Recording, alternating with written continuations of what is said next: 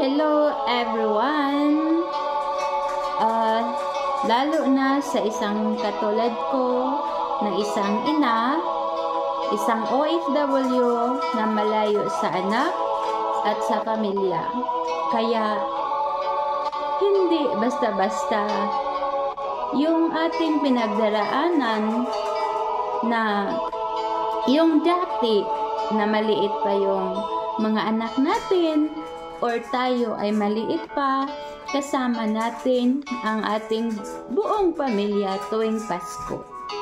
Pero sa nagdaan at lumipas na panahon na hindi na tayo bata at hindi na rin tayo maging katulad dati.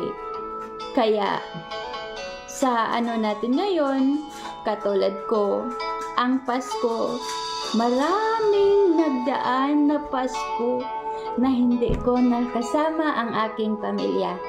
Kaya ang hirap.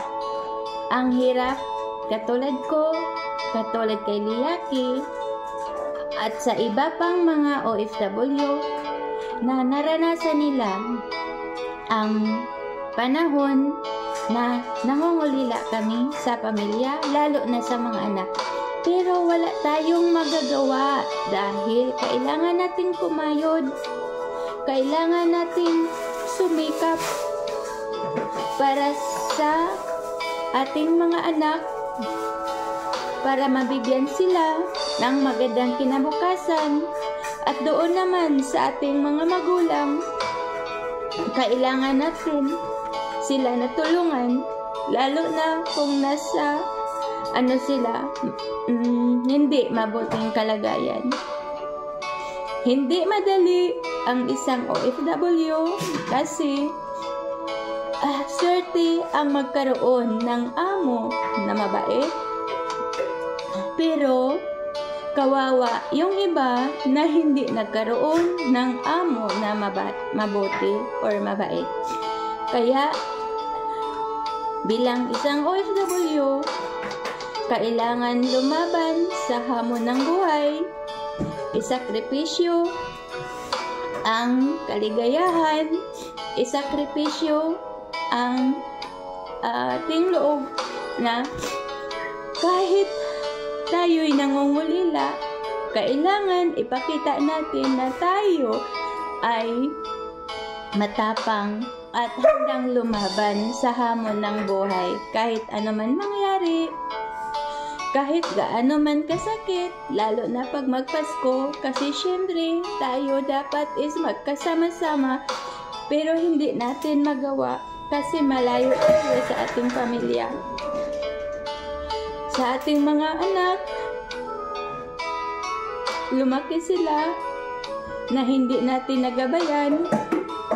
Maswerte ang mga magulang na nandito sa ibang bansa na yung mga anak nila ay hindi napatiwara, nag-aral ng mabuti, at ginagalang ang kanilang ama o ina kahit malayo sa kanila.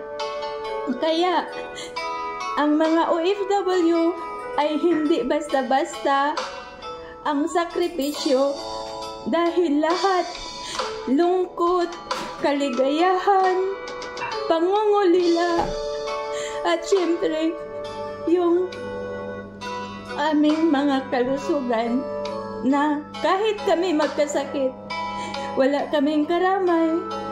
Maswerte kung meron mang karamay dahil nag-iisa lang kaming umalis. Kaya kailangan nag-iisa lang din kaming lumaban sa buhay. Kaya kailangan lakasan natin ating loob. Magkasakit man tayo, lumaban at hindi manghina para sa ating pamilya at sa ating mga anak. Kaya kayong mga anak, kailangan na hindi ninyo sayangan kung anong pinaghirapan ng inyong mga magulang. Kasi maswerte kayo na meron kayong magulang na lahat ay kayang gawin para lang kayo mabigyan ng magandang kinabukasan. Kaya sana naman, hindi ninyo sayangan. Kaya kami, kahit magpasko, kahit malungkot, ay kailangan naming makita ninyo na masaya. Pero kahit dito, alam namin kung gaano kasakit na hindi kayo kasama. Ilang taon na kami lang dito na walang pamilya, nakarama tuwing Pasko.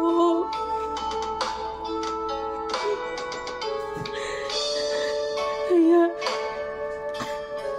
kailangan tayong mga OFW ay matapang laban sa hamon ng buhay at hindi tayo maging mahina. If you really want to do something, you'll find a way. If you don't, you'll find an excuse.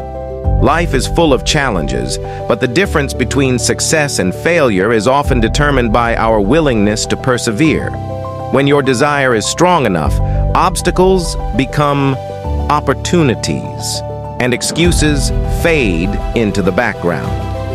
The power to achieve lies within your mindset and determination, and once you commit fully, there's no limit to what you can accomplish.